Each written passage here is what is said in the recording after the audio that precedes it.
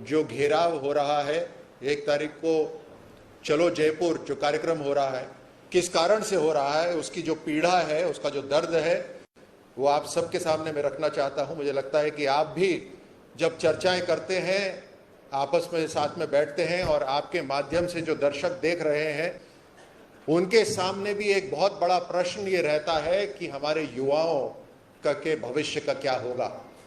राजस्थान के युवाओं का भविष्य अंधकार में है। इस पीढ़ी के सामने वैसे ही चुनौतियां कम नहीं है, और सरकार, राजस्थान की सरकार उन चुनौतियों को और बढ़ा रही है। आपको अगर याद होगा, जब गुजरात के चुनाव चल रहे थे तो राजस्थान के अंदर एक खुशी की लहर दौड़ी थी, क्योंकि उस समय गुजरात के जो इंचार्ज थे वो राजस्थान के मुख्यमंत्री, उन्होंने वहां पर घोषणा करी कि मैं 1,20,000 लोगों को नौकरी दूंगा, संविदा पे उनको नौकरी दी जाएगी। आज उसको कई साल हो गए हैं और अभी तक केवल 3 से 4 हजार लोगों को संविदा पे नौकरी मिली है।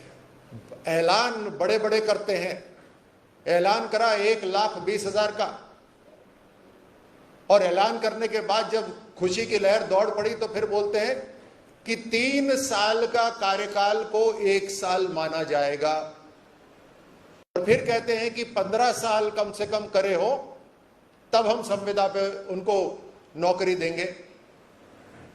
मात्र 3 से 4 हजार लोगों को अभी तक नौकरी मिली है। 1,06,000-7,000 अभी भी बाकी हैं। और तुष्टीकरण का उदाहरण इससे बड़ा क्या हो सकता है कि सबसे पहले मदरसों के अंदर जो लोग लगे हुए थे उन्हें नौकरी दी गई। यह सरकार कुछ खास वर्ग के लिए है, किसी एक वर्ग के लिए काम करती है या सबके लिए काम करती है? पूरे राजस्थान ने इनको जिम्मेदारी दी, लेकिन ये तुष्टीकरण की राजनीति करते हैं। अभी हाल ही में पशुपालन विभाग के अंदर एक डॉक्यूमेंट आया है कि 3,000 लोगों को जो नौकरी पे लगवाना था वो नौकरी पे ना लगवाकर अब उनको थर्ड पार्टी कॉन्ट्रैक्ट पे लगाया जाएगा। ये नौकरी का मॉडल मानते हैं राजस्थान सरकार इसको। एक तरफ प्रधानमंत्री जी हर बार जब नौजवानों का सम्मेलन करते हैं तो कम से कम 60-70 हजार युवाओं को नौकरी मिलती है, वो भी सरकारी नौकरी। अभी तक कई लाख युवाओं को सरकारी नौकरी मिल चुकी है। 10 लाख नौकरियां केंद्र सरकार सरकारी नौकरियां देगी, और उसका सामना राजस्थान की सरकार कर रही है ऐलान बड़े कर कर, लेकिन नौकरी देने का जो नाटक कर रही है वो थर्ड पार्टी कॉन्ट्रैक्ट से नौकरी दिलवा रही है। बाकी विभागों में भी यही हो रहा है, थर्ड पार्टी कॉन्ट्रैक्ट से नौकरी दिलाई जा रही है।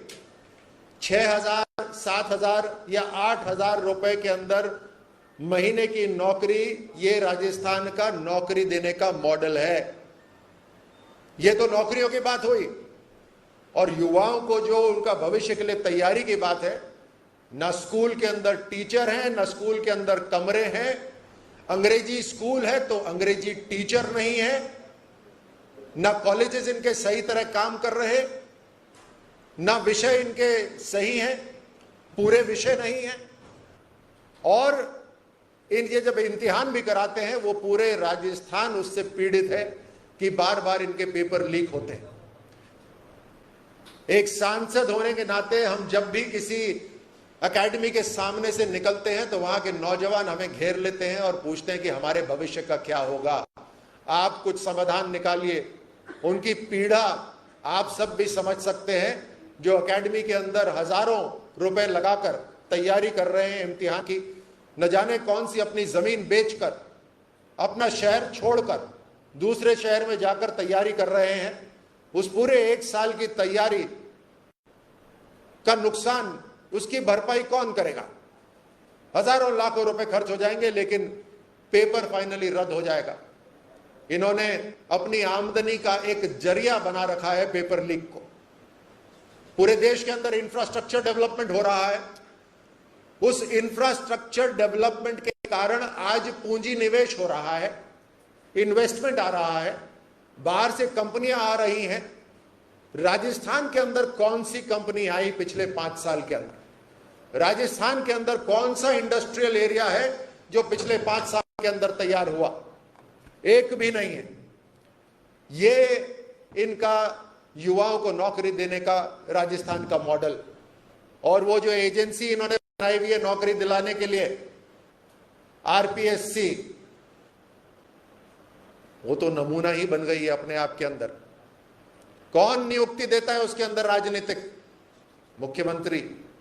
जिनको नियुक्ति दी गई राजनीतिक, उन्होंने क्या करा? घोटाला। गोपाल नाम का व्यक्ति, कटारा नाम का व्यक्ति, और भी 3-4 और हैं जिनके ऊपर केस चल रहे हैं। कोई 18 लाख मांग रहा है, कोई पकड़ा जा रहा है रंगे हाथों। ये पॉलिटिकल नियुक्तियां हैं, और पॉलिटिकल नियुक्ति मतलब चीफ मिनिस्टर गहलोत साहब इसके लिए जिम्मेदार हैं सीधे सीधे। अनएम्प्लॉयमेंट रेट राजस्थान के अंदर बढ़कर 32% है। आज देश के अंदर सबसे ज्यादा अनएम्प्लॉयमेंट रेट अगर कहीं पर है तो वो राजस्थान के अंदर है। और राजस्थान के अंदर जब पिछली भारतीय जनता पार्टी की सरकार थी तो 2.3% अनएम्प्लॉयमेंट रेट थी। आज उसको सिरे पे पूरा घुमा दिया है। आज 32% अनएम्प्लॉयमेंट रेट है। और इस अनएम्प्लॉयमेंट को वो खत्म कैसे करना चाहते हैं? थर्ड पार्टी से कॉन्ट्रैक्ट की नौकरी दिलाकर, जिसमें 300 रुपए महीने के मिलेंगे, जो प्रतिदिन, माफ कीजिए, 300 रुपए प्रतिदिन, 6, 7 और 8 हजार मैक्सिमम प्रति माह ये तनख्वाह मिलने वाली है, जिसको कॉन्ट्रैक्ट पे भी नौकरी मिल रही है। जो सरकार अपने मैनिफेस्टो के अंदर एम्प्लॉयमेंट की योजना ना लाकर बेरोजगारी की योजना लाती है, उनसे उम्मीद भी नहीं करी जा सकती।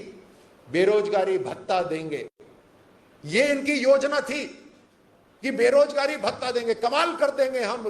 जो रोजगार जिसको नहीं मिलेगा उसको नौकरी तलाशने की जरूरत नहीं है, क्योंकि हम बेरोजगारी भत्ता देंगे, क्योंकि नौकरी तो हम ला ही नहीं सकते। ये कांग्रेस की मानसिकता।